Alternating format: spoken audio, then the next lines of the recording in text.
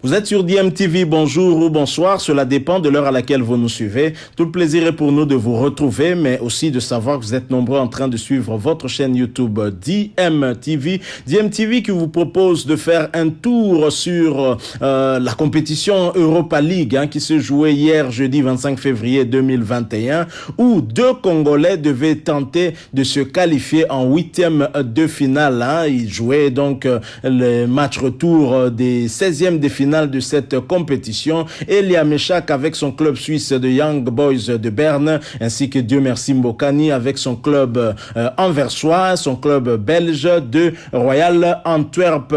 Ça a plutôt bien marché pour un international congolais et beaucoup moins pour l'autre. Nous allons commencer par la bonne nouvelle. La bonne nouvelle, c'est cette qualification historique de Elia Meshak, mais historique également pour son club qui se qualifie pour la toute première fois de son histoire en huitième de finale dans cette compétition de Europa League.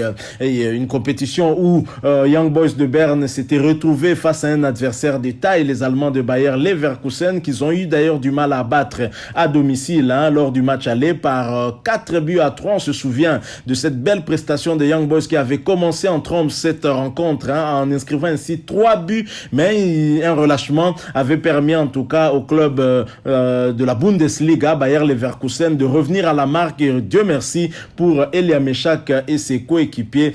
Young Boys avait pu renverser quand même la vapeur et gagner ce match. Et pour cette rencontre de la manche retour de cette compétition jouée en Allemagne, alors qu'on ne donnait pas trop cher de cette équipe suisse leader dans le championnat de première division suisse, Elia Meshak a répondu présent, titulaire lors de ce match. Il était à l'origine en tout cas du premier but de son club grâce à son centre qui a été mal capté par le gardien de Bayer Leverkusen qui a relâché le ballon et ça a permis en tout cas au coéquipier de Elia Meshak d'inscrire le but, l'ouverture du score donc. Et pour ce match, Young Boys de Berne l'a remporté en tout cas par 0 but contre 2, le deuxième but ayant été inscrit autour de la 87e minute. À noter également que pour cette double confrontation, Young Boys de Berne totalise ainsi 6 buts contre 3 pour Bayer Leverkusen. Très belle prestation, un exploit en tout cas pour ce club suisse. Et bien entendu, lors de ce match aller, Elia Meshak avait contribué à la victoire de son club en inscrivant en tout cas le 3e but de son équipe. À noter également que pour les internationaux congolais, du moins après Chancel Mbemba, Elia Meshak est le 2e international congolais à atteindre les 8e de finale d'une compétition européenne interclub. Chancel Mbemba bien sûr du côté de la Champions League européenne et Elia Meshak du côté de l'Europa League. Il faut également préciser que cette qualification est historique, nous l'avons dit, historique pour le club Young Boys de Berne qui n'a jamais atteint ce niveau de compétition en Europa League, historique également pour l'international congolais qui atteint ainsi pour la première fois ce niveau de compétition. Lui qui joue également aussi pour la toute première fois la compétition d'Europa League. Félicitations donc à Elia Meshak. Il faut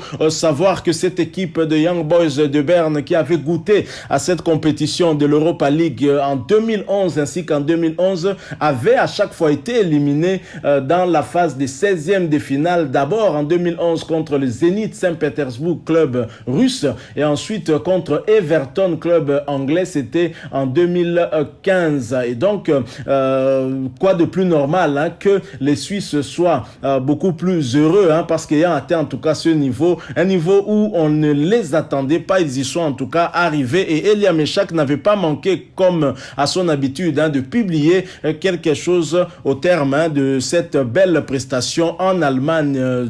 0 but contre 2 et Elia Meshak sur sa page Facebook avait publié Bayer Leverkusen contre Young Boys de Berne 3 buts contre 6 au total des buts si l'on prend les deux matchs. Le match aller, les Suisses l'avaient remporté par 4 buts contre 3 et au match retour 0 but contre 2. Et Elia Meshak de continuer UEFA Europa League, fier de nous et merci beaucoup pour votre soutien. bien, les labinophores, et c'est ce que nous aimons lorsque Elia Meshak nous fait toujours un clin d'œil et ça nous rend très heureux, d'autant que d'ici quelques jours, d'ici quelques semaines, la République démocratique du Congo va connaître également son sort si elle va participer à la CAN Cameroun 2021 ou pas. Je pense qu'avec ces belles prestations, s'il y a de quoi booster le moral de Elia Meshak, qui sera en tout cas un acteur important, nous espérons qu'il sera de la partie le 25 mars contre le Gabon à Libreville et 4 jours plus tard à Kinshasa contre la Gambie. Mais déjà, il faudra prendre au sérieux ce match au Gabon parce qu'en cas de défaite, nous risquons vraiment déjà d'être éliminés dès la 5e journée et ce ne sera pas du tout ou bien. Alors, Elia Meshak nous a informé également, toujours au travers une publication.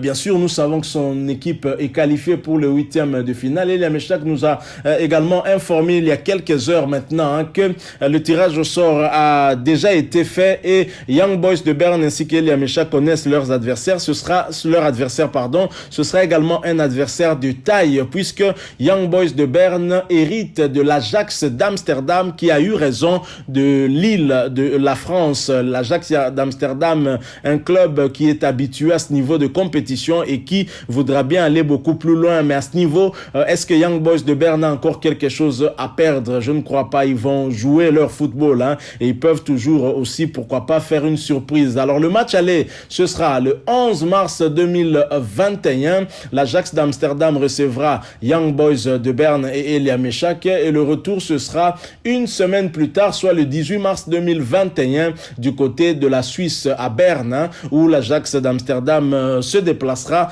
pour jouer contre Elia Meshak et nous espérons en tout cas que notre joueur, l'international congolais Elia Meshak pourra confirmer ses belles prestations de ces dernières journées, de ces derniers jours afin de hisser son équipe vers une qualification plus qu'historique dans les quarts des finales de la compétition Europa League. Je l'ai dit, nous avions deux internationaux congolais au départ de ces 16e de finale. L'un est qualifié pour le 8e de finale. Qu'en est-il de l'autre? L'autre, il s'agit tout simplement de Dieu merci Mbokani, l'expérimenté. Dieu merci Mbokani et son club d'Antwerp qui avait déjà perdu lors du match aller 4 buts contre 3 à Anvers devait en tout cas faire un exploit en tentant d'aller s'imposer à Glasgow, donc contre Glasgow Rangers en Écosse par 2 buts d'écart, ce qui n'était déjà pas